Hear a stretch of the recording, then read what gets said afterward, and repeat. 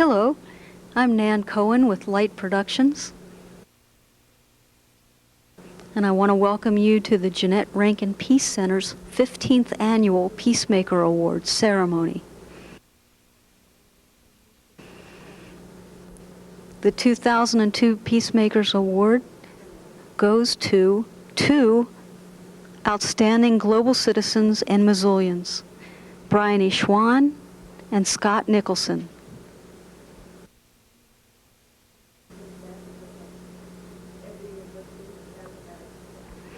And here is the coordinator of the Jeanette Rankin Peace Centers, Anita Doyle.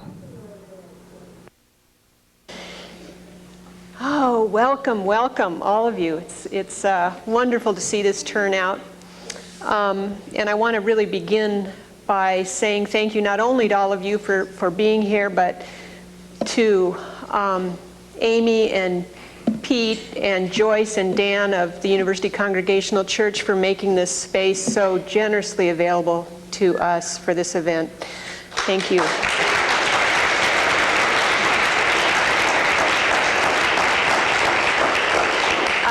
I also want to thank all of the wonderful people who brought food for this event, delicious food.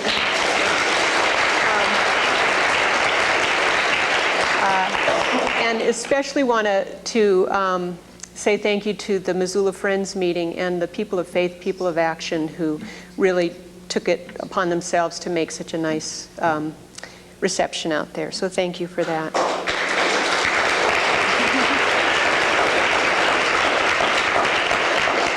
And thank you to Rick Gold for videotaping this event. All right. Okay, and I'm Anita Doyle, and I'm welcoming you on behalf of the Jeanette Rankin Peace Center. To be hopeful in bad times, says author and historian Howard Zinn, is not just foolishly romantic. It's based on the fact that human history is a history not only of cruelty, but of compassion, sacrifice, courage, and kindness. What we choose to emphasize in this complex history will determine our lives.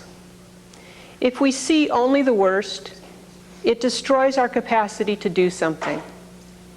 If we remember those times and places, and there have been many, where people have behaved magnificently, this gives us the energy to act, and at least the possibility of sending this spinning top of a world in a different direction. And if we do act in however small a way, we don't have to wait for some grand utopian future. The future is an infinite succession of presents, and to live now as we think human beings ought to live is, in defiance of all that is bad around us, is itself a marvelous victory. We're here tonight to honor two people who have behaved magnificently. Two people who live their daily lives in a spirit of radical commitment to the future of Earth, and in so doing, inspire the rest of us to do the same. Bryony Schwan and Scott Nicholson know that peace must be waged. One senses in their presence an enduring, if sometimes challenged, faith that the arc of humanity's spiritual evolution is ultimately toward peace with justice for all. That is what the universe intends, so to speak. But they know as well that such an end can only be the result of an awakening of consciousness and right will in the body of humanity. And it is to that rousing of the masses that each of their life's work is dedicated. In an age where political and corporate leadership is informed almost exclusively by an apparently insatiable greed, the model that Scott and Bryony provide for us of servant leadership is all the more to be cherished, supported, and honored. And the Jeanette Rankin Center is privileged tonight to do that very thing. So let's begin. We have invited some colleagues of Bryony and Scott to speak to us from their personal experience with our awardees. First, we'll hear from Tom Roy. Where are you, Tom? Oh, okay. Tom is no doubt known to many of you here. He's a longtime friend of the Peace Center as well as of Bryony. He is the director of the Environmental Studies graduate program at the University of Montana. Tom will be followed by Dory Gilels.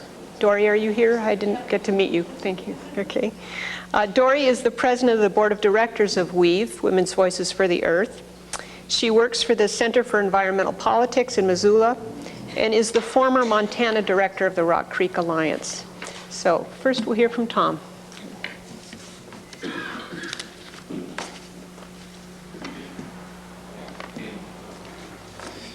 Thank you, Anita. I'm honored to be here. I've, for years, been appreciative of the work of the Jeanette Rankin Peace Center, and so I feel very privileged to be participating in these very special awards tonight. Scott, I'm going to be talking about Bryony, but I want you to know I appreciate what you're doing as well. You know, Anita was so eloquent.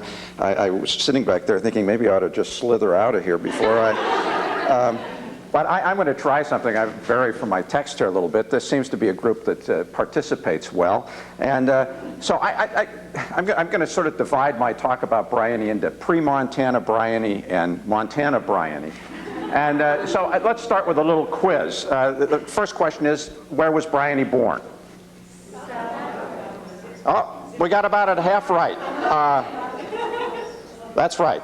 Jenny Walker has it right. Zimbabwe. And I'll tell you, you probably are going to ask, when was she born? And I'm going to give you this clue. She was born the year I started college. Speaking of college, Bryony went to the University of Natal in South Africa. What do you think she got a degree in? No. That comes later, way later. Home ec, science. Interior design, that's fairly warm. She got a degree in fine arts. And she took her first full-time job in London as a graphic designer.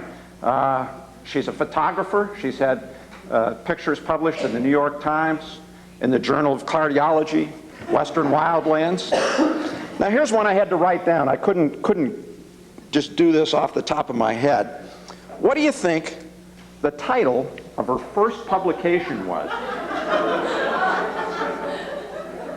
I'll tell you what, if anybody gets this, they ought to get the Peace Award next year. Anybody here? Where's Frank Walker? Was Frank still here? Well, I asked him because this piece was published in the Archives of Ophthalmology, and here it is. Those of you who know Bryony now this is going to blow your minds. The reproductivity of optic disc measurements with computerized analysis of stereoscopic video images.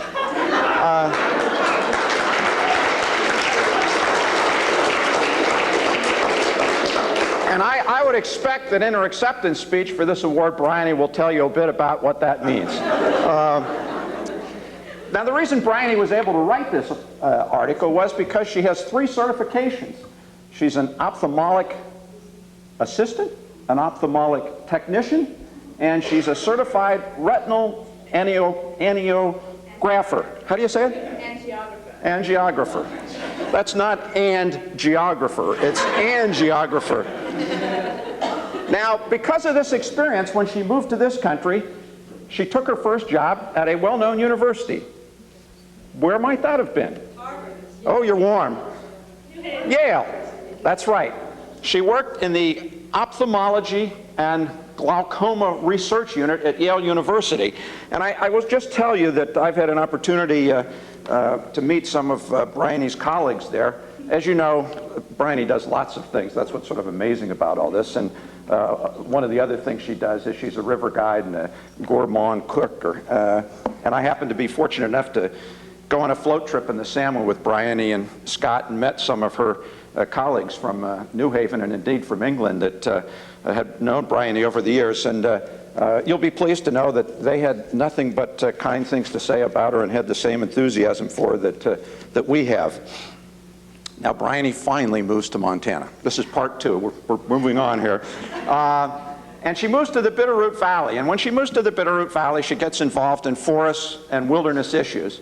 And she's rather immediately struck by the fact that there are few women in leadership positions. And so she starts a group called Wild Women. That's another thing you might ask Bryony about.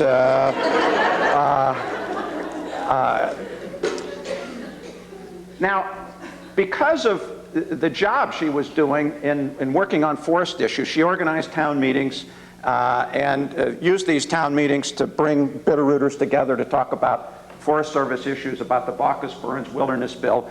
And in the process of doing this, a fellow by the name of Scott Mitchell, who was the executive director of the Craighead Institute, spotted Bryony and said, you know what, this is somebody we ought to have on our staff. So the Craighead Institute hired Bryony. And I'm not sure I should tell this story, and I probably only got it about half right, which probably means twice I shouldn't tell it, but I'm going to tell it anyhow.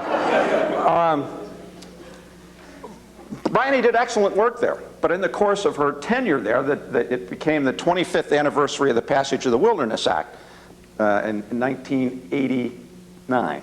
Is that about right? 94 was the 30th. Well, I had the right idea. It was some anniversary of the Wilderness Act. And the notion was that all these folks who were instrumental in the passage of the Wilderness Act would come together in this 30th anniversary celebration. And of course, they all turned out to be men.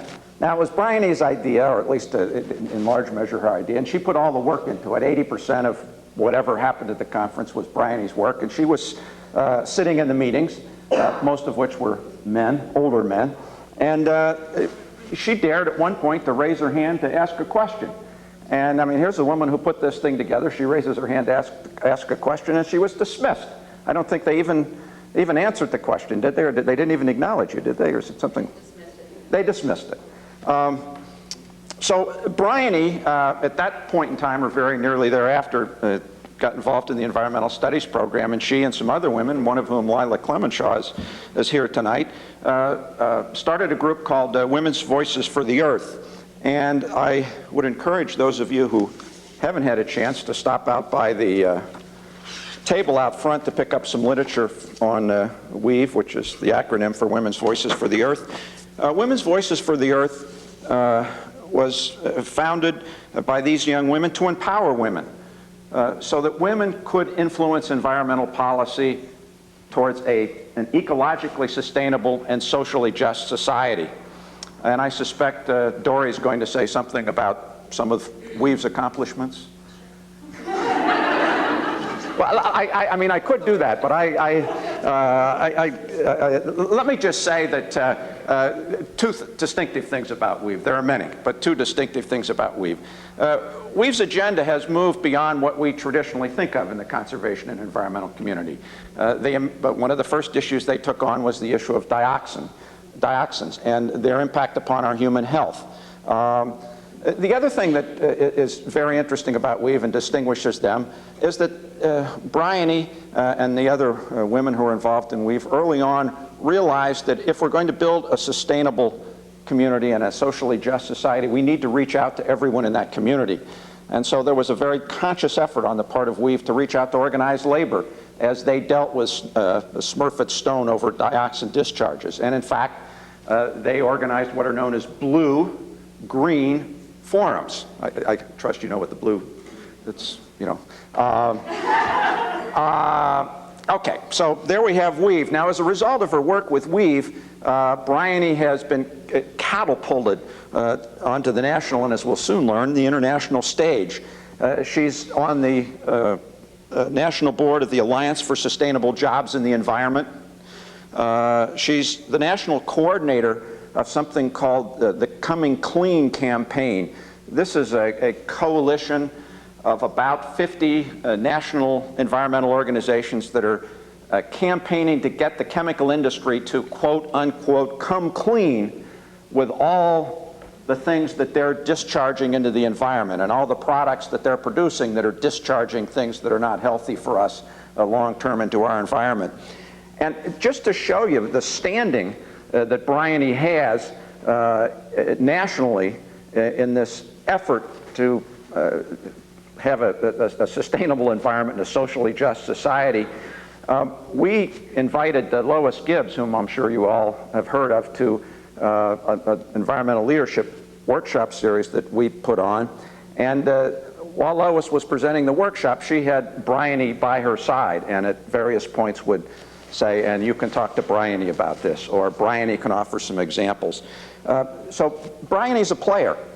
She's demonstrated exactly what she set out with Weave to do, that women can indeed make a difference and be real leaders.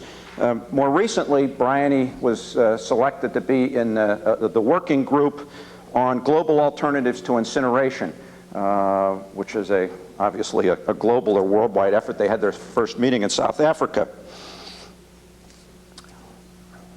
Two of the folks who nominated Bryony for this award in their letter of nomination said, and I quote, "Bryony works to amplify voices that don't get heard." That's certainly true. She's consistently been on target. She's consistently been out front on those issues, both in our community and nationally, that speak to injustice, inequality, and asserting the rights of those who have been left out of the public policy conversations. But I'd like to close on a sort of different note and say, at a more personal level, what it is about Bryony that particularly impresses me. I'm sure you all know Bryony, but if you don't, Bryony is always, despite her passion on the issues, buoyantly optimistic, cheerful. There's a sparkle in her eye. There's an energy that seems to just come off of her. And as I was preparing my remarks tonight, I thought, well, what is it about Bryony that's distinctive? And I thought, well, in many ways, that's really it. I mean, most of us, well, probably all of us in this room, can be good on some of the issues, some of the time. But there are very few of us who have the energy or the capacity to be good on almost all the issues all of the time and still somehow remain sane. Bryony somehow has been able to do that, and I was trying to reflect on why that was so, and I was reminded of when she applied to the environmental studies program, and I'm not going to, as people know, if I get started on a story, we could be here till Peter Strober shows up Sunday morning for his sermon, so I'm going to try and cut to the quick on this, but Bryony, for whatever reasons, when she applied, was not at the top of our admit list, and it may have been she applied later, so I don't rightly remember. But I got these letters from people whom I respected, and they were saying, well, this Stuart Brandenburg, who's used to be executive director of the Wilderness Society, wrote a letter, and he said, Bryony's the finest volunteer I've seen in 40 years of conservation work, and God damn it, you better accept her. And I got a few of those things, and I thought, well, on paper, I don't quite see it, but I probably ought to pull her in here and see this woman face to face. So I pulled Bryony in, and that was no problem. She was an attractive young woman, so that was point one. But more important, there was just this incredible both passion, compassion, and enthusiasm that came through, and I frequently use Bryony when people ask me, well, what's the environmental studies program about? And I say, well, the best of the environmental studies program, when we're at our best, we're giving people who are idealists, that is, they believe in a better world, and who are romantics, they believe that they can make a difference. That's the kind of person we're looking for. And people will say, well, God, have you ever had anybody like that? And yeah, we've had a lot of folks like that. But I always point to Bryony, because I remember very distinctly, after Bryony left, going home and telling my wife, I met the most incredible person today. I said, she's an applicant to our program. And I said, my faith in humanity and EVST applicants and everything else has been restored today. And I said, what it was here was a woman who believed passionately in the possibilities of democracy. She believed passionately in that. And I've come to understand, I think, over the years what it is that enables Bryony to sort of maintain that buoyant enthusiasm in the face of what oftentimes seems like gloom and doom. Yes, she's challenged by the injustices she sees, but her life really is a celebration of life. It's out of that celebration and joy of living that she goes after the injustices she sees in the world. Her life really, as I say, is a celebration of life and is an expression of the joy of all the possibilities that are out there for each and every one of us. I noticed in the Missoulian the other day, Bryony was quoted and she said, "I really believe an individual can make a difference." And Bryony, you have made a difference. You'll continue to make a difference. And the Jeanette Rankin Peace Center is honored to thank and honor you for, with its Peacemaker Award for being that difference.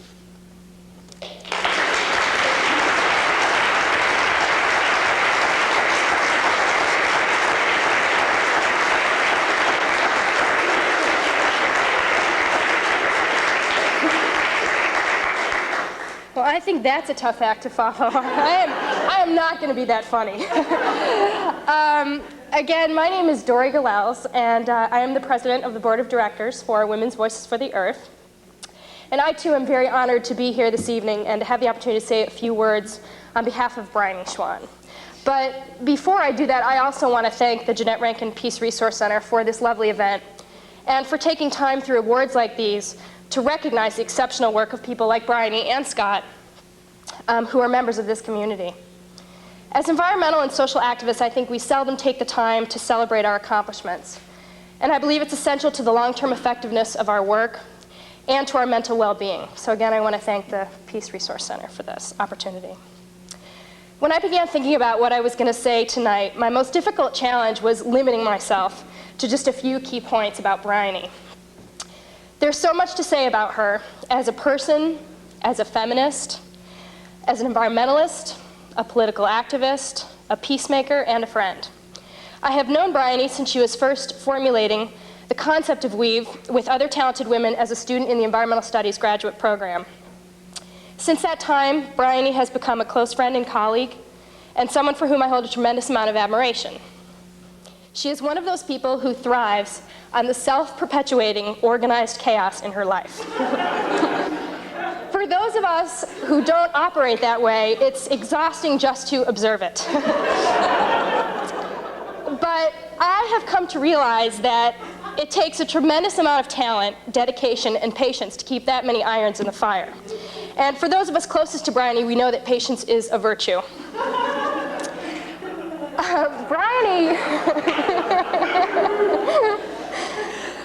Bryony frequently wakes up in the middle of the night, she tells me, and can't go back to sleep because her mind is working overtime. But it is her passion that is the driving force which keeps her up at night. And when she tells me that she began her day before sunrise, she says it with a broad smile across her face. And this is a woman who truly loves her work. Bryony is relentless in her pursuit of environmental justice, and she seems to find a cause worth fighting wherever she goes. A few years ago, Bryony and her partner Scott planned a month-long vacation in Thailand. While traveling, Bryony became aware of a rising controversy around the filming of a Hollywood movie, The Beach, starring Leonardo DiCaprio. Movie producers allegedly bought off the Thai government so that they could bulldoze a beach on an island that is protected as part of a national park. This really got Bryony's goose. And without any hesitation, she was feet first into the flames.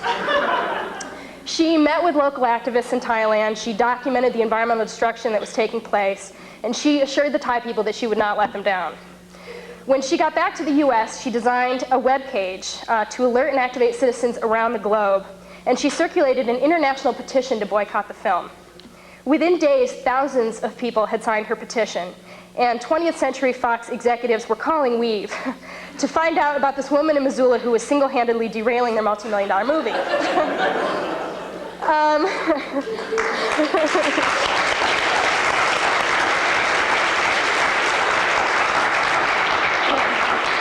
And she didn't stop there, because it was important for her to get the word out here at home.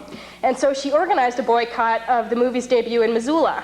And the next thing I knew, I was standing beside her at the Village 6 movie theater handing out flyers to moviegoers.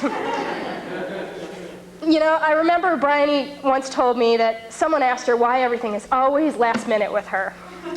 And dumbfounded by the very question in light of her hectic existence every day, she brazenly replied that, you know, it must be because I spend the better part of my day painting my toenails and eating bonbons.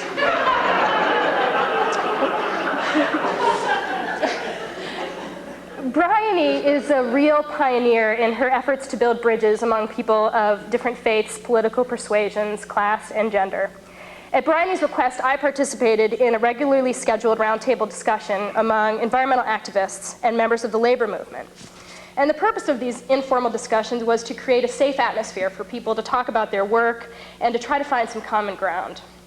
Despite the real potential for discord at a meeting such as this, Bryony facilitated these conversations with grace and confidence, paving the way for some very constructive dialogue.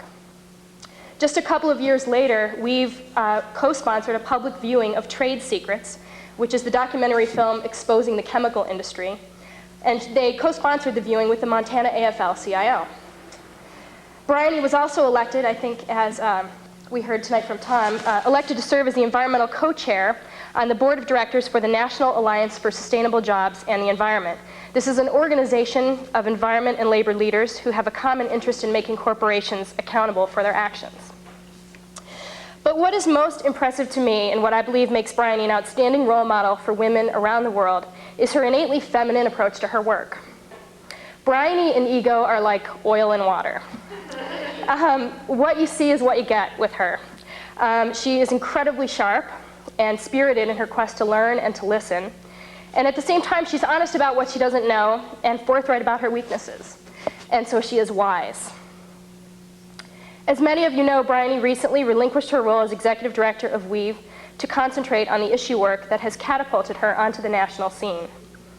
Under her assiduous leadership, Weave played a role in stopping the Blackfoot mine, closing several medical waste incinerators in Montana that were responsible for emitting dioxin and mercury pollution, convinced Stone Container to close their chlorine bleach plant, thus reducing a major source of dioxin to our water, sustained the Young Women's Leadership Program to cultivate the next generation of women activists, forced Victoria's Secret to discontinue toxic PVC packaging as part of their Bath and Body Works line, launched a successful smart growth leadership training program for women in Western Montana, and much, much more that I don't want to continue listing for you, or as Tom said, I think we'll be here till Sunday morning. As a staff and board of directors, we are very fortunate that Bryony will continue to work for Weave as our national campaign director, while simultaneously nurturing a new and very talented executive director. And we are grateful to be part of an organization that is poised to do amazing things because of her leadership. Just prior to the birth of my daughter Matilda, Bryony and I were discussing what it was like to be pregnant. We talked about the amazing changes in our bodies and the miraculous sensations associated with a developing life inside our belly. Bryony told me that she might have liked to have a child, but perhaps life did not intend that for her. Instead, Bryony has given birth to an organization and a movement of women whose purpose is to make this world a healthier and more just place to live. I am incredibly grateful for the dedication of activists like Bryony Schwan and the good work that she continues to do, and I rest assured that my daughter will one day read about her exciting endeavors, as we have all read about remarkable women leaders like Jeanette Rankin, Lois Gibbs, Rachel Carson, Terry Tempest Williams, and many more. So Bryony, my congratulations to you on this well-deserved award.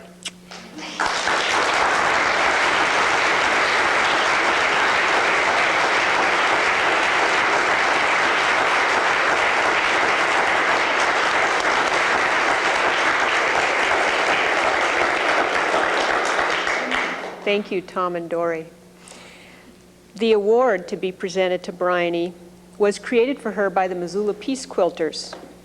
The Peace Quilters formed 18 years ago for the purpose of transforming the traditional women's activity of the quilting bee into work for peace. Members of the Missoula Peace Quilters use their shared love of quilting to encourage nations and individuals in their peacemaking efforts, and to teach people to seek their own ways of promoting peace. A large quilt was made by the Missoula Peace Quilters and given in public ceremony to the people of New Zealand to honor them for declaring New Zealand a nuclear-free zone. Representing the Peace Quilters tonight is Suzanne Sterrett, who will present Bryony's award.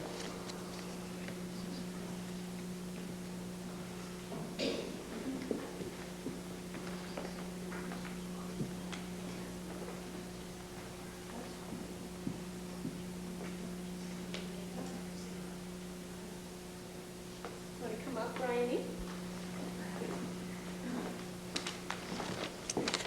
I'd like to take a moment to ask those who are present and members of the Missoula Peace Quilters to stand. I am one of the newer members and feel quite humbled by their teaching and support.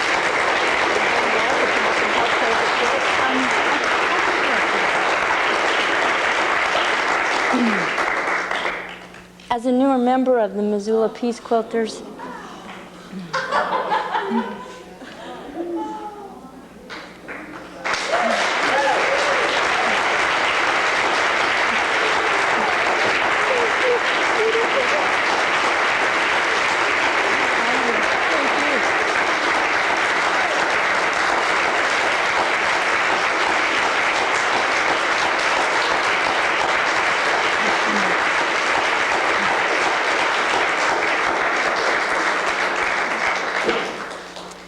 as a newer member of the Missoula Peace Quilters, I can't even begin to tell you how wonderful it is to be part of this group of very talented women and very passionate women about women's issues, about peace, about justice, and just about loving.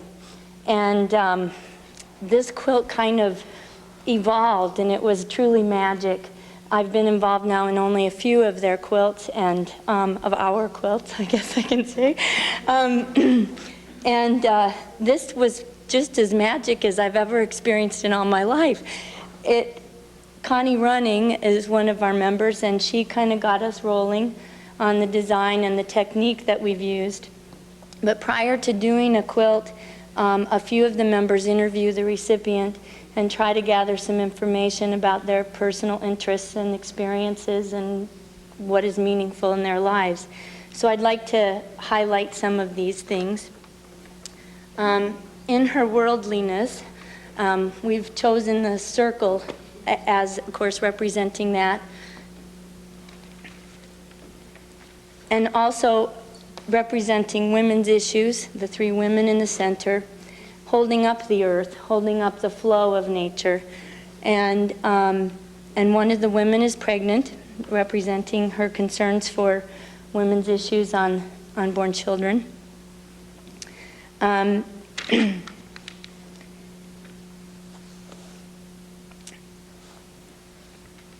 see. The quilt figures represent the earth, air, and water. There are plants, birds, animals, and humans. And the round shape also represents the sustainability issues and the African-style house, a hut with the round corners. Bryony, I guess, revealed that she's done some pottery, so we have a few pieces of pottery down in the lower corner. On the flow of life, there is one fish swimming upstream over by Pat. The big one right below that. The blue one right below. Yeah.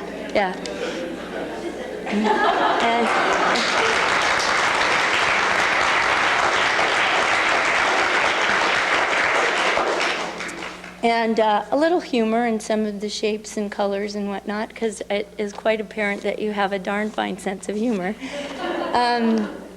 And we give this to you with our most sincere honor of doing so, and wish you well, and this is for you.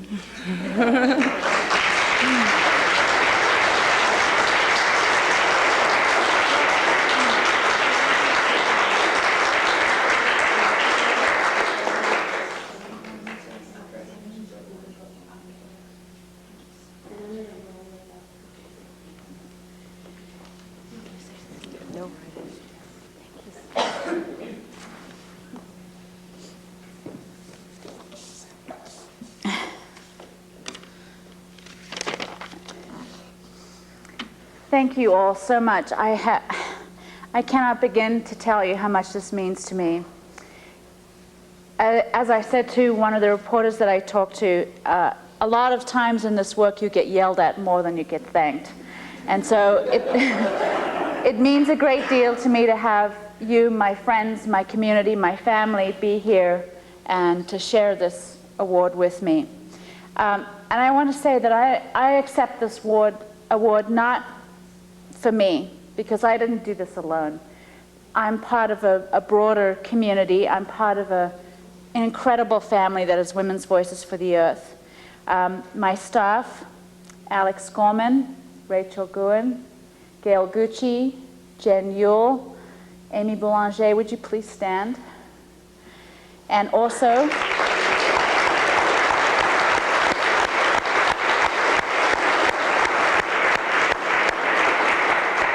Dory Gallels, who's on our board, and unfortunately our other board members could not be here, but Dory, thank you for your incredibly kind words. And also our volunteers. We've had a steady stream of unbelievable interns and volunteers, and I haven't gotten to see everybody tonight, but I know Lynn Sainsbury is in the room, who's been doing amazing work for Weave. And our members, because we couldn't do this work either without your contributions, financial contributions, your moral support, your getting out there and doing the things when we ask our members to do it. And also to my partner, Scott, who is the person who has to put up with that crazy schedule that Dory was telling about, who can't understand why I'm always behind schedule, always on deadline, always in a crisis. And I also want to thank other people, some of my professors who are in this room. Paul Miller, I see there. Paul was really instrumental in getting me to move towards environmental studies. He was my first professor when I went back to graduate school, and I was incredibly inspired by his class. Tom Roy, who I love dearly and will always remain a mentor and a friend, and thank you, Tom, for your kind words. We'll talk about some of those facts afterward. And Janet Finn is in here from the Social Work Department, who is on my thesis committee, who's always been an incredible inspiration with her work with women and social justice issues. So thank you, all of you. You continue to be an inspiration in my life. I also accept this award on behalf of all the coalitions that we work with, because Women's Voices for the Earth could not do the work alone. We constantly work in coalition with other environmental groups, with social justice groups, human rights groups, you name it. And sometimes they're here in Missoula, sometimes they're in Montana or the Northern Rockies, and sometimes they're right on the other side of the world. And it's this collective effort that helps move things along.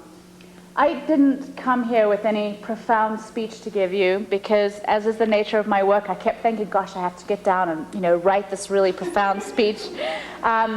And as I say, with the nature of the work, it just never happens, because the phone's always ringing, or someone's walking in, or there's some crisis. So I don't have a profound speech to give you, and some of Dory and Tom talked about some of the reasons why I got where I am today, what I mean in terms of the progression of the work. So what I think I'll do is just tell you one short story about one of the issues that we're working on that kind of comes around full circle to how I got involved in activism, because my roots in it were in the anti-apartheid movement in South Africa. And this last summer we had the first meeting of the Coming Clean campaign, which both Dory and Tom described as a campaign to get the chemical industry to come clean. There are 80,000 chemicals on the market today, most of which have never been tested. Half of those, we know nothing about their long-term chronic toxicity. They're in your food, they're in the packaging, in the things that you buy, they're in a lot of the manufactured goods, they're in the cosmetics, the lotions you put on your face, they're in the everyday products, and we know very little about them.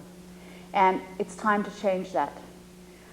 When we had our first coalition meeting after the Bill Moyers documentary in Louisiana this year, and we decided to go to Louisiana because that's the belly of the beast of the chemical industry.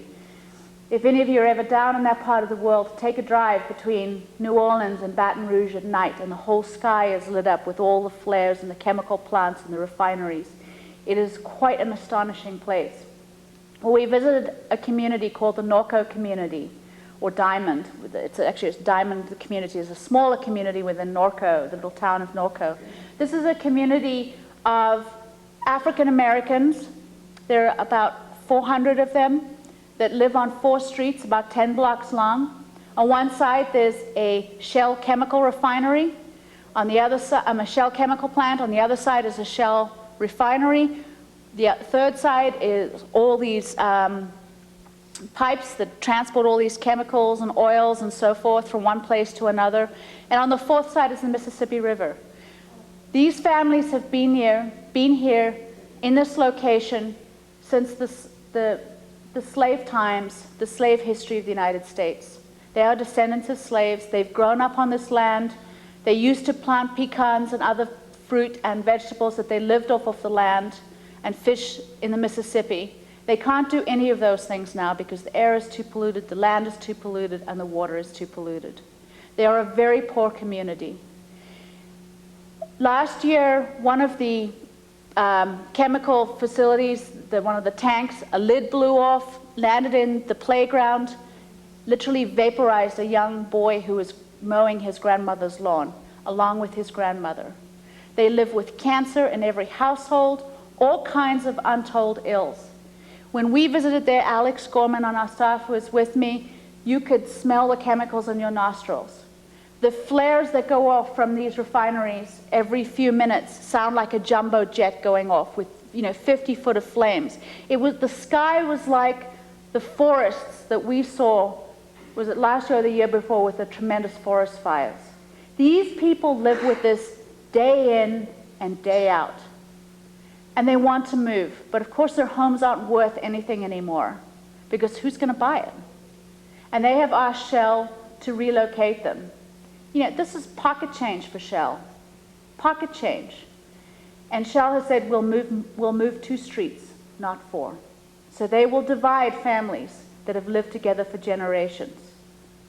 So I ask all of you, the next time you fill up your gas tank, let's all take a moment and think of those families. We don't have a lot of Shell stations in Montana, but it doesn't really make much difference if it's Exxon or whatever it is. And if you have a moment, I'd appreciate if you'd write a letter to Shell and tell them that you think these families need to be relocated, that it's the just and right thing to do. So this is what our campaign is about. Just a small microcosm of what our campaign is about, which for me is the full circle of environmental justice issues from apartheid to this. Because after all, this is a black and poor community with no power, and we know that corporations like to locate these kinds of facilities in communities that don't have this kind of political power. And this work ties in exactly with the kind of work that Scott's doing, because these corporations, these multinational corporations, are moving around the world and committing these kinds of abuses all over the world, here in the United States, in Central America, South America, Asia, Africa. It's happening all over. In Montana, I want to just talk quickly about 2 of the projects we're working on, because this is another reason why I'm really grateful for this award. Because the kind of work that we do is not what we call sexy environmentalism. We don't print pictures of cute polar bears on our covers of our newsletters and tell you why we have to save them. And not that I'm putting those issues down, those are incredibly important. But the issues that we work on are very complex, they're very technical, they're very dry, and often quite boring. But we are working behind the scenes on some of these issues, and in the next few years we'll continue to work on 2 issues close to home. One, Alex has started to do a tremendous amount of work on the Lockwood community in Billings, which is a similar community where their groundwater has been contaminated by a chemical facility in Butte. It's contaminated with vinyl chloride, a known carcinogen. And so Alex is working in Butte and Billings to help that particular community. We're also working in Kellogg, Idaho to help Barbara Miller with the Silver Valley Citizens People's Action. Thank you, Amy. Barbara has been targeted by the mining companies there and the local people and continually undergoes incredible harassment every day of her life. And that harassment has infiltrated every personal aspect of her life. So these are the kinds of issues that we'll be working on. They probably won't hit the front page of the Missoulian or the daytime news, and they probably will the Independent. Thank you, Ken. He's sitting in the back of the room. But I'm just saying, my point is that they're not terribly sexy issues. And so to be recognized for this work, we deeply appreciate it. I want to just close by saying that, as Tom and Dory said, I am an optimist. I really believe that we can change things. I really believe that individuals can make a difference. And it's a simple, very, very simple commitment. You could commit to making one phone call a day and harass the hell out of somebody who is causing some injustice around the world. So, and if you don't know who to call, give me a call in the morning, I'll tell you. I think it was Tom mentioned Stuart Brandbook, who really sort of accelerated my activism by doing the very same thing. He always talks about being at community meetings and greeting people at the door and feeling for their pulse. And he says, when you find a pulse, latch onto that person and don't let them go. And I think Stuart did that with me and proceeded to call me every morning of my life to tell me I should call this congressman or this CEO, until finally I decided that it was time to take hold of my own life and no longer let Stuart run it. So I want to close with some words of a very wise and person who, most of my mentors have been women, not all of them, but this is a man who I've admired tremendously, as I'm sure have all of you, because he's been a tremendous peacemaker. Martin Luther King. These are the words that he said, and these are the words about hope and making a difference. These are the words that he said when he accepted the Nobel Peace Prize, and I wish I could be as eloquent, but I think it's fine to talk about things that other people have said so eloquently. He said, I refuse to accept despair as the final response to the ambiguities of history. I refuse to accept that the isness of man's present nature make him morally incapable of reaching up for the eternal oughtness that forever confronts him. I refuse to accept the idea that man is mere flotsam and jetsam in the river of life, unable to influence the unfolding events which surround him. I refuse to accept the view that mankind is so tragically bound to the starless midnight of racism and war that the bright daybreak of peace and brotherhood can never become a reality. I refuse to accept the cynical notion that nation after nation must spiral down a militaristic stairway into the hell of nuclear annihilation. I also forgot my glasses. I believe that unarmed truth and unconditional love will have the final word in reality. That is why right, temporarily defeated, is stronger than evil triumphant. I believe that even among today's mortar bursts and whining bullets, there is still hope for a better tomorrow. I have the audacity to believe that people everywhere can have 3 meals a day for their bodies, education, and culture for their minds, and dignity, equality, and freedom for their spirits. I believe that well-centered men have turned down. I believe I believe that what self-centered men have turned down, other-centered men can build up. I still believe that we shall overcome. And I just want to finally say that it's a great honor for me to be sharing this prize with Scott. His work is incredibly brave, far braver than mine is. He's really in the heat of the fire, and it's an honor to share it with him. It's an honor to follow in the footsteps of people like Liz Rance and Jim Hogan. And I thank you all very dearly from the bottom of my heart for this award.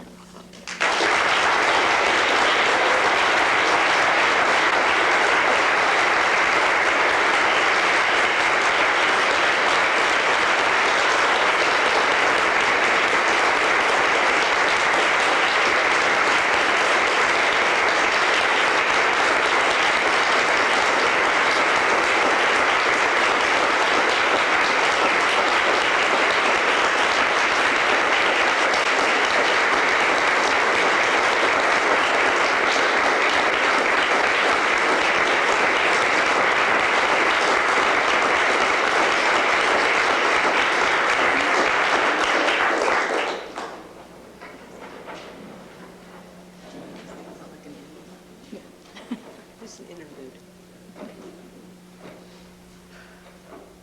Well, that indeed felt like the end of Bryony's part of this, yet it's not quite.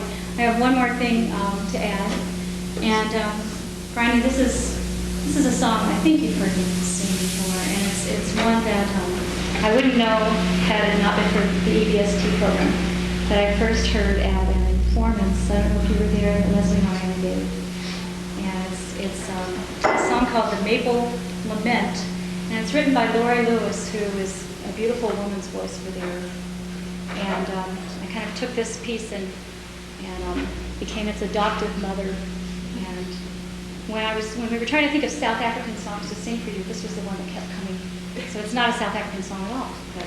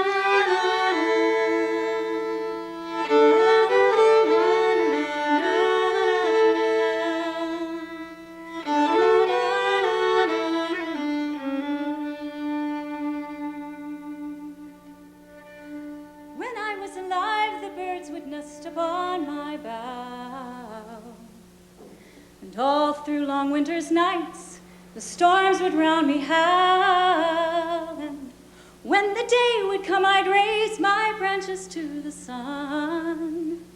I was the child of earth and sky, and all the world was one.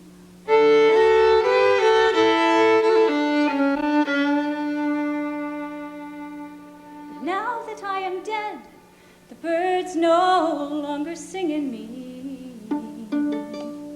and I no more feel the wind and rain as when I was a tree, but bound so tight in wire strings I have no room to grow,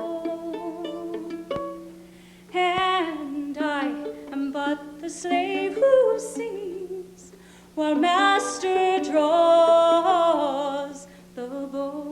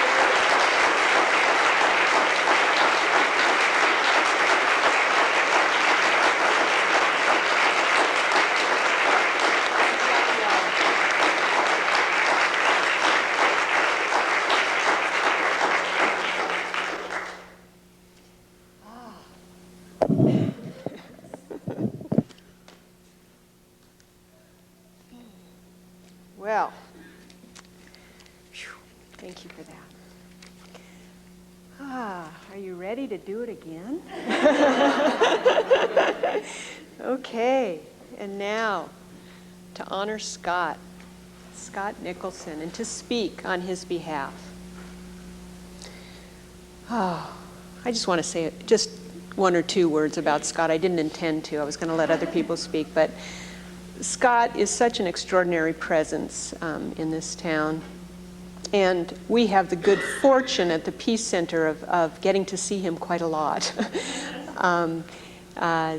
His organization, Community Action for Justice in the Americas, meets at the Peace Center once a week.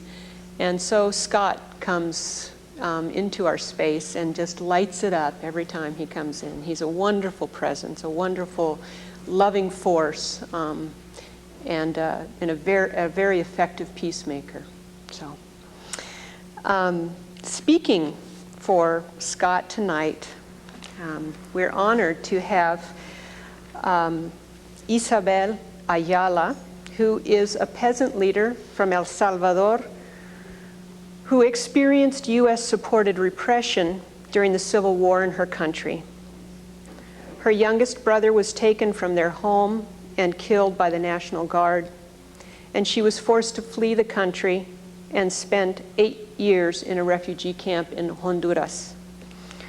Isabel and Scott forged a deep bond during his time working for human rights in Central America. And last July, she and Scott traveled to Colombia and accompanied human rights activists who are confronting a situation that is very similar to what Isabel lived through in El Salvador. We're fortunate that the timing of this awards ceremony coincided with a visit by Isabel to Missoula.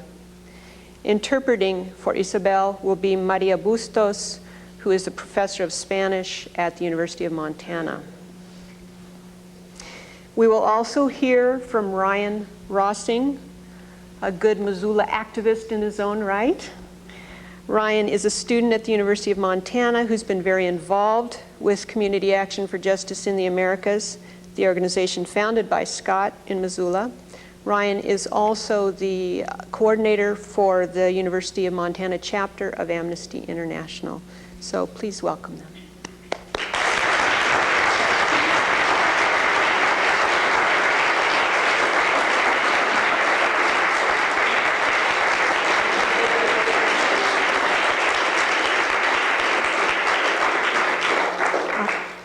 This is not part of the program, and Isabel is the one who is going to talk here, but I'd like to take this opportunity, speaking for myself and not translating, for me as a member of the university community and representing Latin American studies at the university, the presence of Scott in Missoula is, I don't have words to express how many times I talk to students about the group, and he's really an inspiration for us who work mostly in the classroom.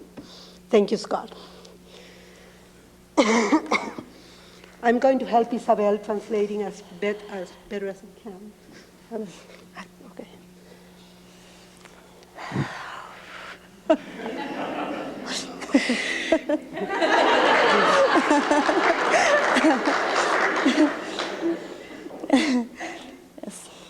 No me esperaba esta. I wasn't expecting this. Bueno, para mí es un honor estar aquí enfrente, ¿verdad? Y agradecerles que me han dado esta oportunidad. For me, it's a great honor to have the opportunity to be here in front of all of you. Bueno, la oportunidad de estar aquí presente, aunque no tenga las mejores palabras para expresarme. I cannot find the right words at this moment to express. Pero yo quiero felicitar a los 3 compañeros, ¿verdad? I would like to congratulate the 3 compañeros que se han ganado este premio tan significativo. That have been honored by this such a significant prize and recognition. Y felicitar a todos ustedes que han hecho posible evento tan importante. And thank you and congratulate you for having done this celebration possible tonight. Y esto es un acto pues que lo llena de esperanzas, hay futuro, ¿verdad? Con todos ustedes. This is something that shows all the hope about the future when I see all of you here tonight. Creo que sí, este pueblo va caminando. I really see that these people are walking forward. Veo esperanzas en todos ustedes y me siento muy contenta de que esta es una señal de paz para el mundo. I am very happy tonight because this is really a sign of peace for me. Ustedes ya están construyendo el reino de Dios aquí en la tierra. You are already constructing the kingdom of God here on earth. Y por eso yo quiero felicitar, ¿verdad?, a todos ustedes y a la compañera que ha hecho tan importante trabajo, ya que nosotros también estamos en ese camino trabajando por el medio ambiente y también trabajando por la liberación de las mujeres. I would like to especially congratulate the compañera Bryony, right? For all the work that she does for peace and especially for the work she does for women, which is the same kind of work that we are doing.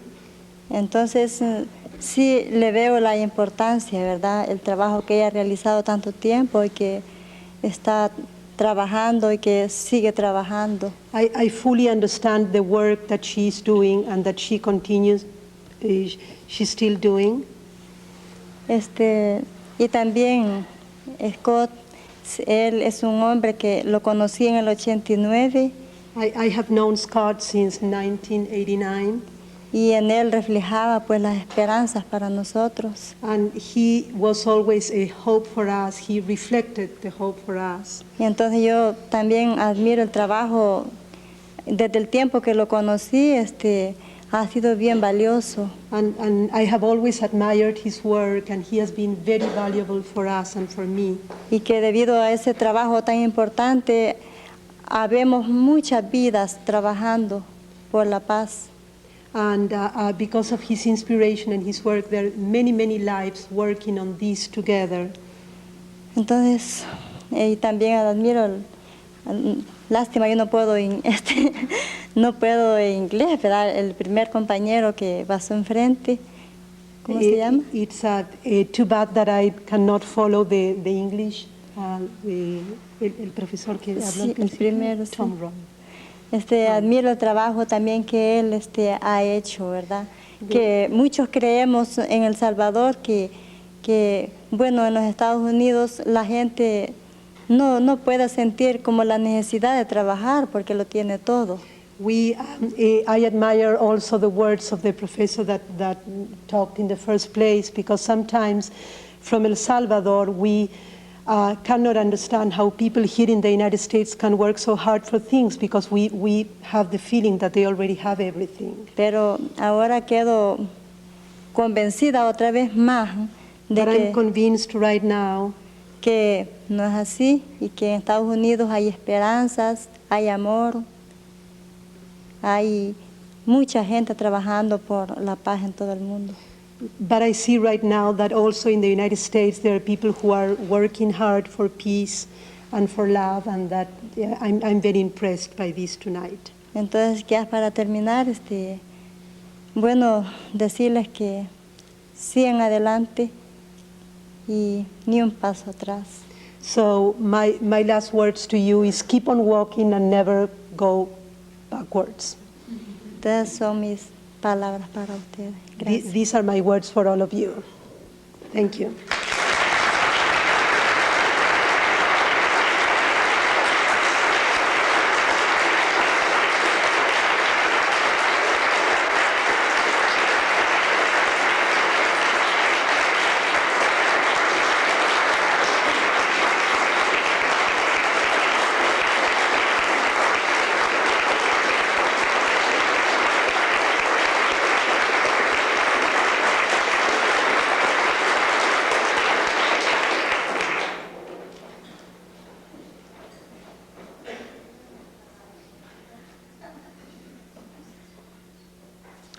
Hello.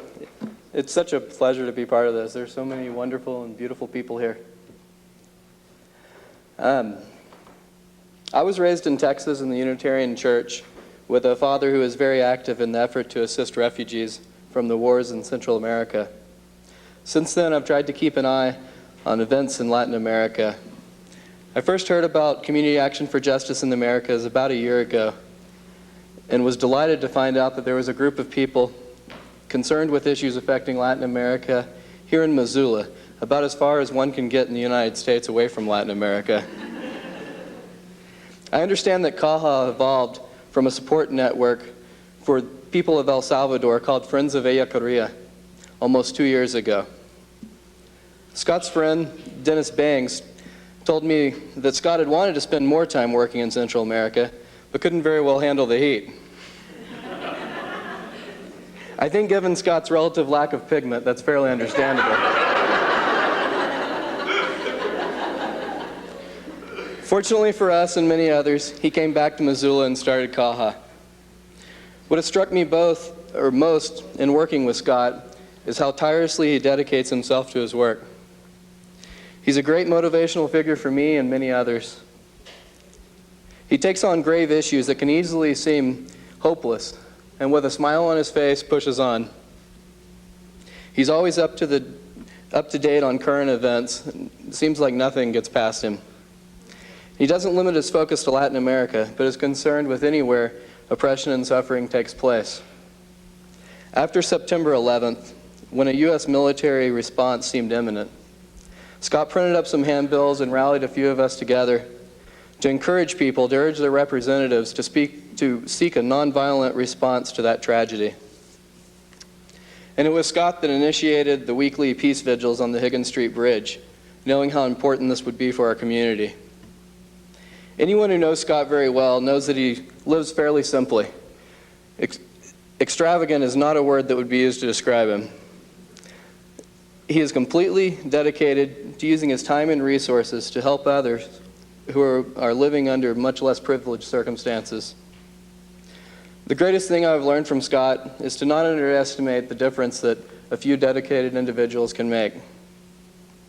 CAHA has been very productive this year. We've had a number of community educational events.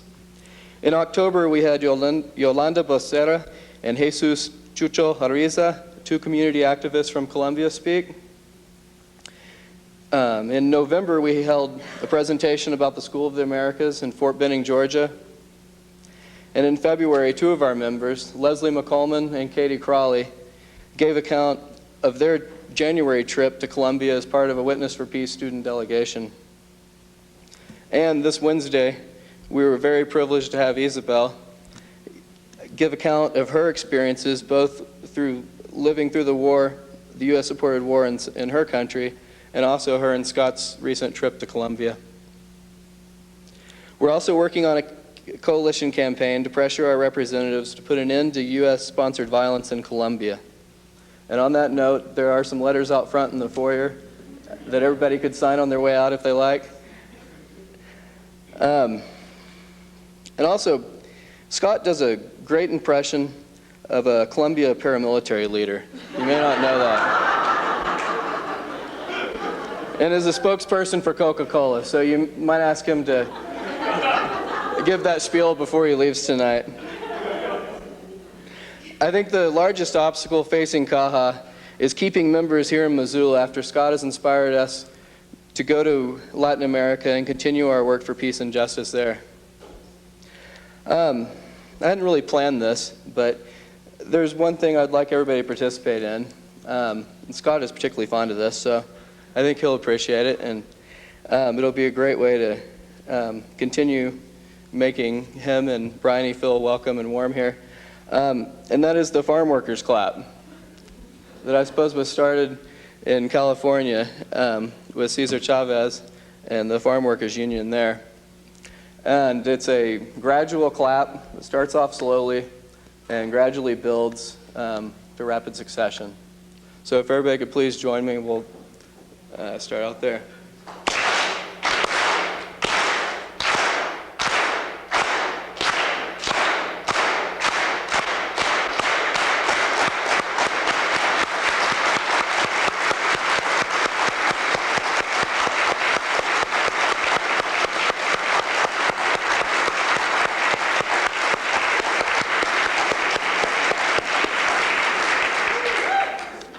Congratulations, Scott and Bryony.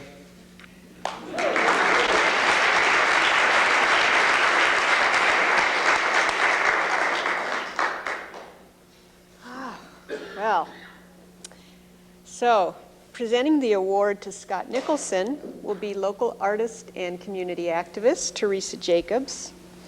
Teresa designed and made this piece expressly for Scott. She's an artist of significant repute. Her one-woman installation of, how many quilts were there? 9. 9 quilts, 9 original art quilts at the Missoula Museum of Art in 1994-ish, okay, somewhere around there, was a profound exploration of war and peace and a body of work that literally moved me to tears. When I moved through this piece, it was an installation that she called Talking Quilts, and she had wonderful art pieces that were accompanied by spoken music and, spoken like newscasts, excerpts from newscasts as well as music. And by the time you made your way around this installation, it was just tremendous. So, Teresa, would you please come up and I'll help you do this presentation, I guess, since you don't have assistants. Oh, yeah, that's true. That's true. Okay. Before I show you the quilt and present it to you, Scott, I wanted to say what an honor it is to be able to do this. And I wanted to talk a little bit about what inspired me. And the generation of this one, the genesis is a little bit different than the Peace Quilters group, which maybe I ought to join. Another thing to do, right? I was privileged to kind of have an inside look at what Scott does. I had heard about Scott from Peace Center people for years, but not until after September 11th did I even understand what CAHA meant or what Scott meant to CAHA. It was in response to my own questioning after September 11th, what in the world is going on, that I attended one of the CAHA sponsored events. It happened to be when Yolanda Becerra and Chucho were there. And Yolanda proceeded to tell everyone there about her work there with the Popular Women's Organization, which she heads, and the terrible war there that is funded by our tax dollars for the most part, and how much it hurts people there.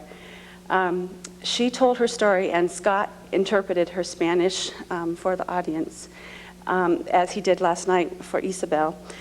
The thing that Yolanda did was invited Missoulians to create an art piece and a statement of solidarity that could be taken to Columbia. UPS doesn't go there either, so we did find someone from Michigan from the Columbia Support Network who was going to make it down there in time for the International Human Rights Day in the beginning of December.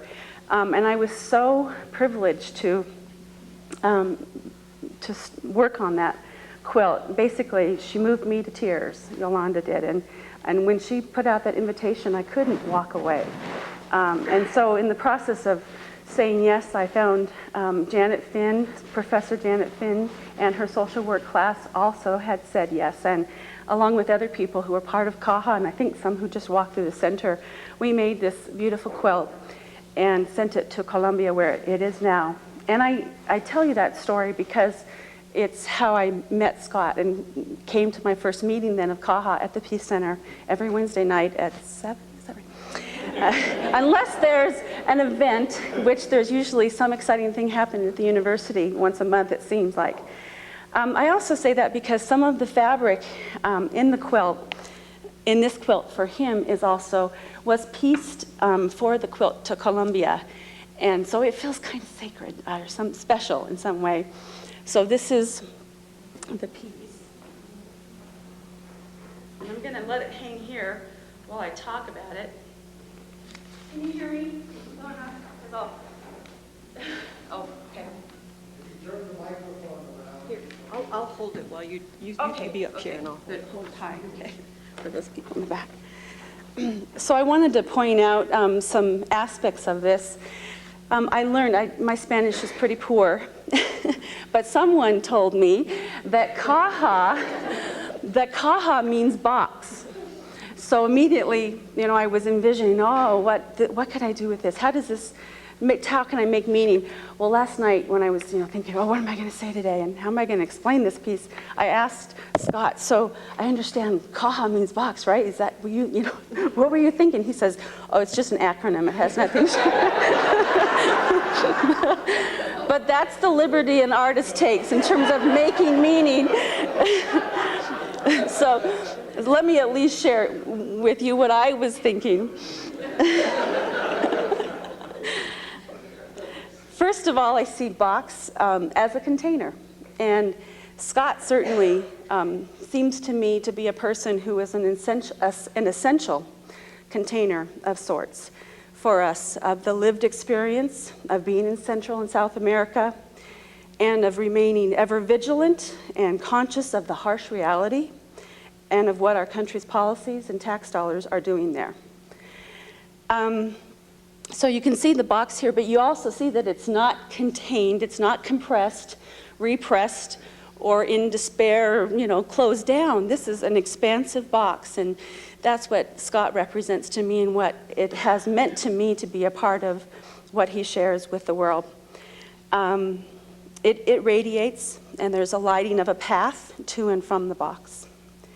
And if you've ever seen Scott as an interpreter to Spanish-speaking guests, you will see his radiance, his attentiveness, and his ability to contain and sensitively carry even the most difficult realities to listeners.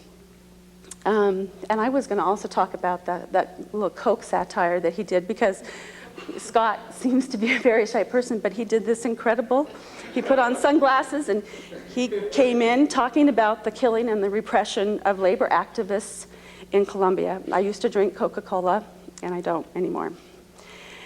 The other way I think about boxes is as building blocks. And I definitely see that what Scott does when he leads a meeting and in his work, in his ability to do the research and analysis and to take things one step at a time and to build on past efforts. When you come to a meeting, he has the agenda up on the board. He's delegated different pieces to other people. He's an incredible mentor.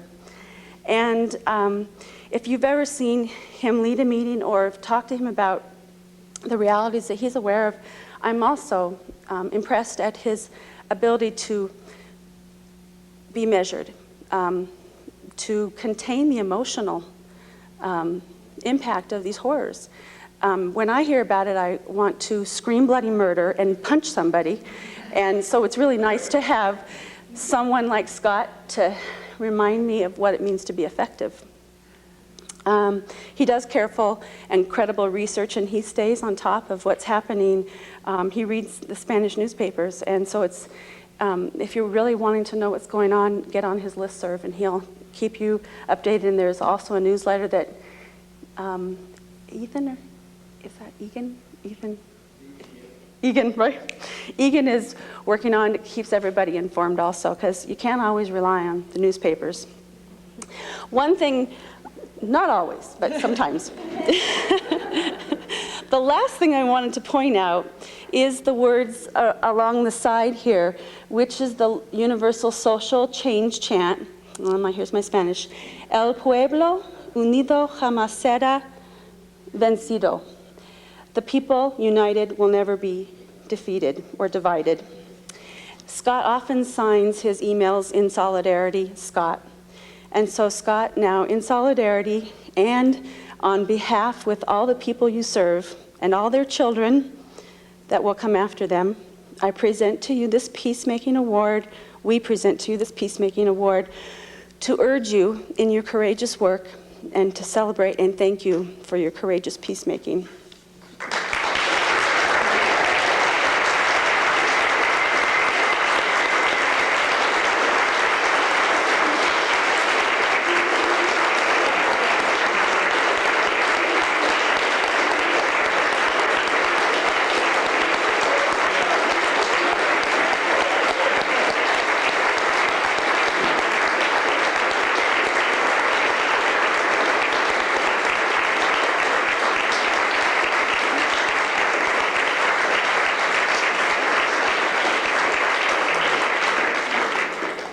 How many people want to hear Scott do the Coca-Cola? Did you bring your sunglasses? No, I didn't bring that or the Coke can either. But this is just really overwhelming, as you can probably tell. I certainly will never ever forget this evening, and I really appreciate all of you very much for being here this evening. Would like to mention that the quilt that Yolanda put together along with the students in Janet Finn's class, that certainly meant a great deal to the women of the Organización Femenina Popular there in Barranca Bermeja, and to all of us here as well, to be able to have something from here in Missoula down there for the event that they organized in December. Would also like to mention that Ryan is an incredible organizer with Amnesty International, and it's a real pleasure to be able to work together with him. See if I can kind of pull it together here a little bit. I was going to say just a couple of words in Spanish to start off. En primer lugar, quiero recibir este premio en nombre de mi compañera Isabel, quien me ha enseñado mucho sobre el amor y la lucha. Gracias. So in the first place, I would like to receive this award in the name of my compañera Isabel, who has taught me so much about love and struggle. I would also like to receive this on behalf of all of the compañeros and compañeras of CAJA, because this definitely is a reflection of the work that all of us are doing together. As I occasionally mention to folks that Central America and now Colombia have definitely my favorite obsession, and it's nice to be able to work together with such great folks, and there's absolutely nothing that I would rather be doing. I feel very fortunate to have the opportunity to work together with all the people that are a part of CAJA. I'm also very honored to receive this award that's been given previously to such wonderful folks here in the community as Butch Turk, Father Jim Hogan, last year Liz Rance, and I also feel particularly honored to share the award this year with Bryony, who's been working here so hard and for so many years, and is so outspoken in defense of both the environment and human rights. Would also like to thank the Jeanette Rankin Peace Center very much for this recognition of the work that CAJA is doing, and for all the wonderful support that we've received from the center for the work that we're doing. And one example, as Anita was mentioning, is that we had our very first meeting there in the fine meeting space there at the Jeanette Rankin Peace Center, September 27th of 2000, and we've had all of our meetings there since. And it's been just wonderful to have that space and to be able to have the support of the Peace Center for the work that we're doing. Just a couple of comments. A lot of the work that we do is fighting against the various forms of violence and terror that are supported by our government. I think it's important for us to realize also what we stand for rather than just what we're against. So what do I believe in? Well, I believe that we as a species can do a much better job of caring for each other and the planet than we've demonstrated so far. And I believe that we can create a global economy that is centered around meeting the needs of the majority of the inhabitants of our planet, rather than focused on generating massive profits by serving the manufactured desires of a relatively small number of consumers here in the global north.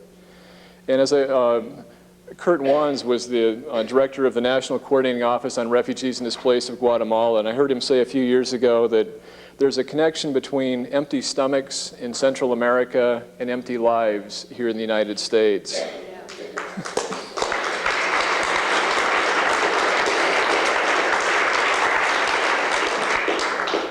And for me, being able to be a part of the struggle for social justice, particularly in Central America and Colombia, has definitely given my life meaning. And when I'm doing this work at my best is when I'm motivated more by my love for the people of Latin America than I am by my anger at our government. That's usually not the case. It's often a challenge, but that's what I try and work towards. And I'd just like to share a couple of of stories, just a couple of incidents that have been extremely powerful for me, and to be able to give you an idea a little bit of where the passion comes from. The first one is that I had the chance to travel to Central America for the first time in September of '89 to visit the Mesa Grande refugee camp in Honduras. And that's where Isabel and other folks were getting ready to go back to what is now Comunidad Ignacio Ellacuría in El Salvador. They went back there, they arrived back in the community on October 29th of 1989. And just a few months later, on February 11th of 1990, their community was attacked by the Salvadoran Air Force. During the course of that, at that point in time, again, the people had just been there for a few months, and a lot of them were just living in provisional housing, just kind of sheets of plastic. And so when the attack started, there were 4 families on one edge of the community that ran to this one house made out of brick, thinking that they would be safer inside there. One of the helicopters fired a rocket that went through the roof of that house, exploded inside, killing 5 people, 4 children and 1 adult, and wounding 17. We were in El Salvador, for me it was the first time that following month, and we traveled to Comunidad Ellacuría. We went to the house one afternoon and went inside there, and there were crosses for the victims of that attack with their names: Dolores Serrano, who is 10, Jose Guardado, who is 32, his daughter Blanca Lilia Guardado, Isabel Lopez, who is 10, and her sister Anabel Beatriz Lopez, who is 2. And Patrocinio, who is the father of Isabel and Anabel, was there at the house, explained to us what had happened that morning. And then he very carefully got out his bandana, unrolled it, and there was a piece of the rocket that had struck the house. The writing was in English, and my best guess was that it was manufactured here in the U.S. and paid for with our tax dollars. Later on that afternoon, we went to the nearby town of Guarjila, and that's where Maria, who was Patrocinio's wife, was staying. And at that point in time, she was just days or perhaps a couple of weeks away from giving birth. And she showed us the shrapnel wounds that she had in her chest and her upper legs. And she said it was a miracle that she hadn't lost her baby. And we also met Senora Guardado, also there in Guarjila, and she explained to us what had happened to her husband and their daughter. We also met a woman previously, Sister Kathy, a wonderful nun from here in the States who was living in Comunidad Ellacuría at the time of the attack. And she gave us the most conservative estimate of what had happened that morning. She said the attack went on for 2 hours and involved 15 rockets and 8 bombs being fired around the community. A couple of days later, we went to the U.S. Embassy in San Salvador, met with a woman there, Susan Jacobs. Her version of events was a little bit different from what we had heard from the folks in the countryside. During our meeting with her, we expressed our concern that the Salvadoran military was deliberately targeting civilian communities in the countryside. And she said, no, that's not the case. There's a war going on, and sometimes civilians get caught in the crossfire. And I mentioned what had happened there in Comunidad Ellacuría and our concerns about that. And she said, well, the Special Investigative Unit of the Salvadoran government went up there, and they determined that on the morning of the attack, guerrillas of the FMLN had attacked government soldiers outside of the community. The soldiers called in the Air Force to disperse the guerrillas, and during the course of that operation, 1 rocket was accidentally fired that went through the roof of that house. So I explained to her that, well, that we had heard a different version when we were up in the community, and I certainly didn't believe that version of events. And I would love to get a copy of that report, and I'm sure that my congressman would as well. At that time I was living in Boise, and the congressman was Richard Stallings. And she said, well, your congressman hasn't contacted us, but if you want to leave your information, I'll see what I can do. So I did that. That was in March. By that summer, I still hadn't gotten this report. Put myself in contact with Glenn Conrad, who was an aide for Congressman Stallings. Congressman Stallings wrote Secretary of State Baker. And then he followed up again with the Secretary of State, wrote this great letter. It said, unless it passed my desk unnoticed, I still haven't received that report. And it finally came in, and I've been waiting for it for quite a long time. And I came home one evening, and there was the report. I didn't have enough common sense to wait and just take a look at it in the morning. I had to read it right then. And all it was a one-page press release from COPREFA, which was the press agency of the Salvadoran military, and a 3-page autopsy report on the victims. And so I sat there and read through the whole thing, and I can remember that one of the victims, Dolores Serrano, listed the cause of death. And the cause of death for him was the complete destruction of his organs and tissue. So that was El Salvador, and we heard numerous testimonies when we were there during the war and since then. And then a few years ago, I started hearing about what was going on in Colombia. I thought, I've heard all these stories from El Salvador. I don't want to hear this again. And so I started taking a look into what was going on there in Colombia. And for last summer, I and Isabel had the opportunity to travel there to a city, Barranca Bermeja, which is an oil refining city, somewhat similar to what Bryony was discussing earlier in terms of Louisiana, with the flares always going off. It's the hugest industrial facility I've seen in my life there. We stayed in this one neighborhood in the northeastern part of the city. We got there on a Friday afternoon. Sunday morning, somebody came by the house to tell us that the night before, paramilitaries had broken into the house of Pedro Espino, who is a community leader, and shot and killed him. The paramilitaries are armed civilians that maintain relations with the military and police, and they're responsible for about 4/5 of the human rights violations in Colombia. When the paramilitaries began taking over the city of Barranca Bermeja shortly before Christmas in the year 2000, they took over the houses of community leaders, one of which was the house of Pedro Espino. And he was in his house later on when the police came there. The paramilitaries were there. All the police did was just inspect the paramilitaries' weapons, hand them the weapons back, and then tell them, you better be careful, the Fiscalia, the prosecutor's office, is on its way. So Pedro filed a complaint about that, and that's why he was later killed, for denouncing the collaboration between the police and the paramilitaries. That Sunday evening, there was the wake for Pedro, and people explained to us that now people are afraid to have the wakes in their homes, as is the tradition, because people are afraid to go to the homes. If they go there, they might be viewed as a subversive as well, and they would run that same risk. So that Sunday evening, we went downtown there in Barranca, went to the wake. We're sitting outside on the sidewalk, and there was Pedro's wife, and he had 7 daughters as well that he had left behind, the youngest of whom I'm guessing is about 7 years old. So those are 2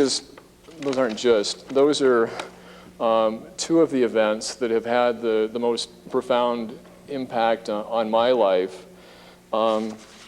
Just kind of to lighten things up a little bit here at the end. Again, certainly this event here this evening is also going to be one that I will always remember. I just want to close with a couple of things. First, we are a community action for justice in the Americas. So again, just to reemphasize what Ryan had mentioned earlier, we just so happen to have a few letters out there that are addressed to our senators and also Representative Rehberg, because President Bush would now like us to get us even more involved in the war in Colombia. And if you'd be so kind as to sign those letters this evening, we'd be happy to pull those all together and deliver those to our congressional offices. We also have a sign-up sheet out there if you'd like to get on our email list, and we also have a brochure about the organization. So I'd just like to conclude with just a couple of quotes. One, I had the opportunity to be at the protests around the World Trade Organization meetings in Seattle back in November of '99.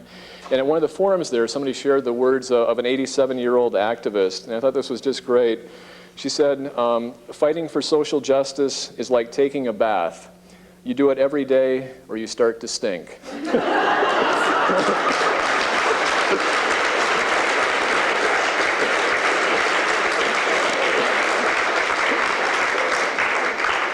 And I'd just like to finish off with one of Isabel's favorite slogans, and also mine. Adelante, adelante, la lucha es constante. Forward, forward, the struggle is continuous. Thank you all very much.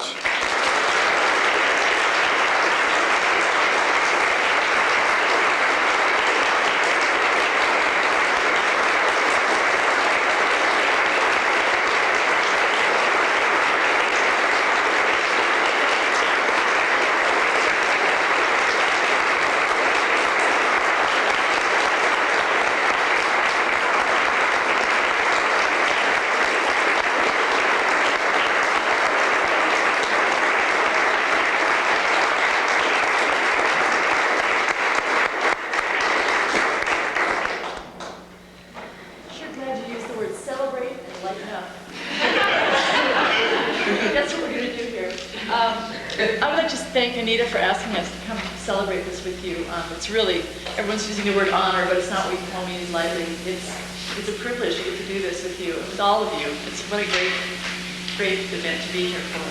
And she said, pick out a Spanish song and a South African song. We cannot we got all that stuff. He's so sorry in the CD player. And we realized it was too short notice for us to learn Espanol un poquito.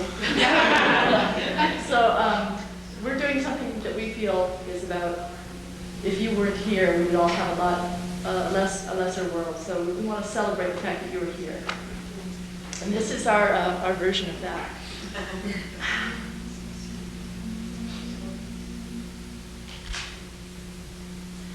God danced the day you were born. The angels did the bump to Gabriel's horn. God danced the day you were born. So grateful for the gift of you.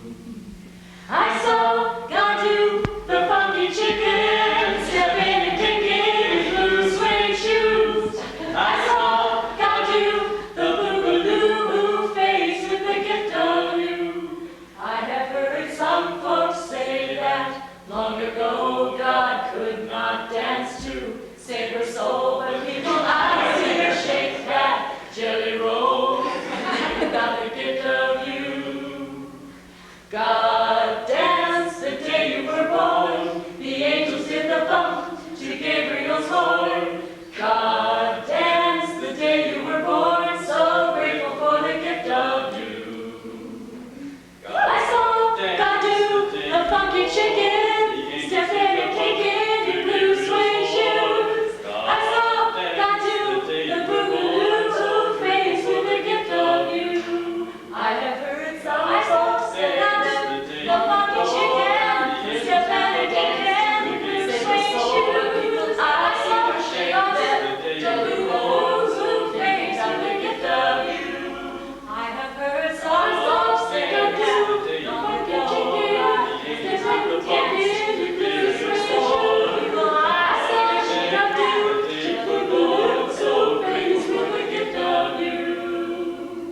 God danced the day you were born. The angels did the bump to Gabriel's horn. God danced the day you were born. So grateful for the gift of you. So grateful for the gift of you.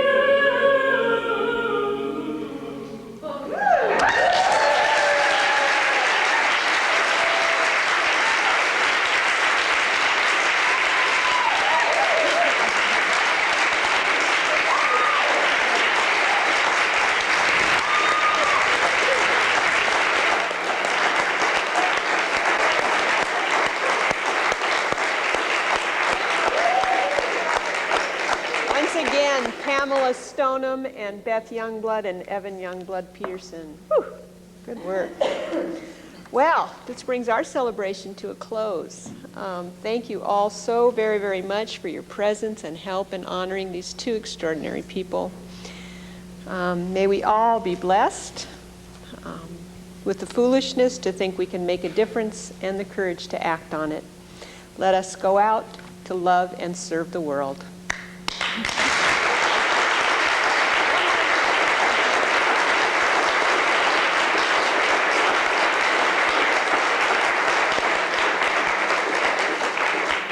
Ask you to participate in a closing song with us. And we learned it this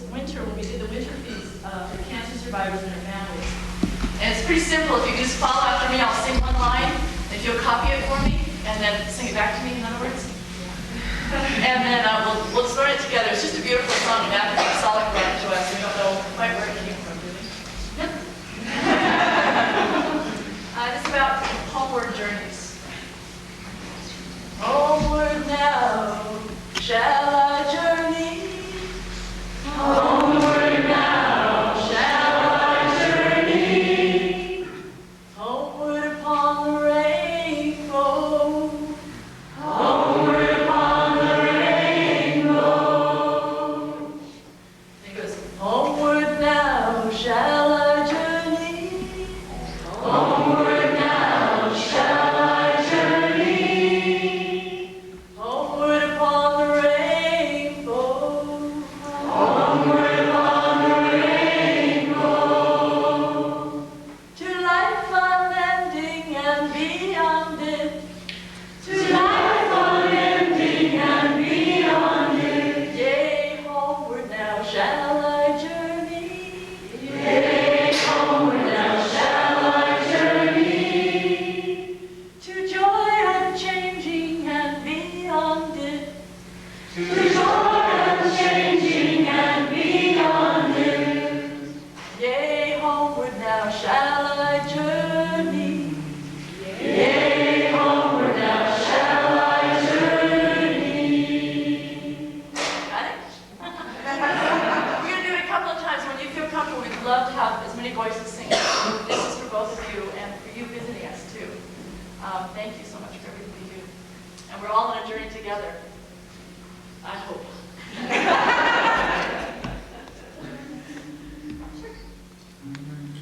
Homeward now shall I journey. Homeward upon the rainbow. Homeward now shall I journey. Homeward upon the rainbow. To life unending and beyond it. Yea, homeward now shall I journey. To joy unchanging and beyond it. Yea, homeward now shall I journey. You get it now. Homeward now shall I journey. Homeward upon the rainbow. Homeward now shall I journey. Homeward upon the rainbow. To life unending and beyond it. Yea, homeward now shall I journey. To joy unchanging and beyond it. Yea, homeward now shall I journey. Even faster now. Homeward now shall I journey. Homeward upon the rainbow. Upon the rainbow. Homeward now shall I journey. Homeward upon the rainbow. Upon the rainbow. To life unending and beyond it. Yea, homeward now shall I journey. To joy unchanging and beyond it. Yea, homeward now shall I journey. Yea, homeward now shall I journey.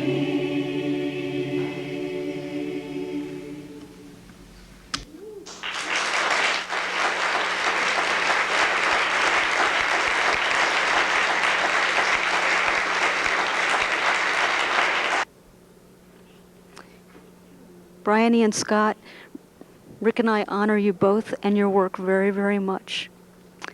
And we want you to know that your work is more important than either of you or both of you may ever know throughout your entire lifetimes. We thank you for your hearts, your courage, and your dedication. The difference you both make cannot be overemphasized. We've got to give a little love, have a little hope, make this world a little better. Try a little more, harder than before. Let's do what we can do together. Oh,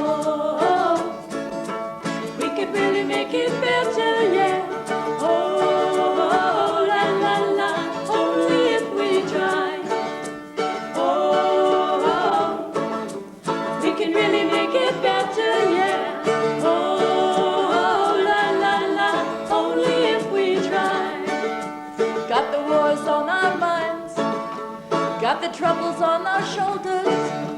Sometimes it seems so much what we go through. Maybe if we take the time to understand each other, we can really make it right.